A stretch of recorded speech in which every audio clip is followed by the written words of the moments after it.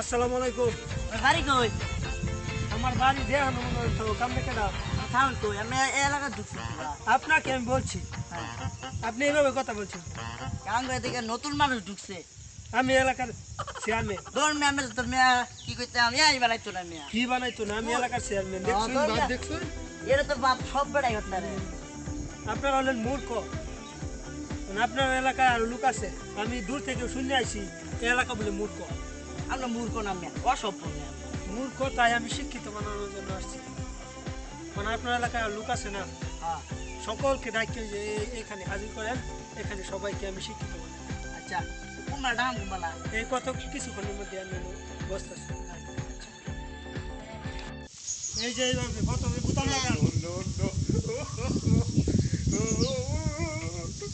এলাকা মূর্খ, এলাকা থাকতে থাকতে আপনারা আসলে মূর্খ হয়ে গেছে।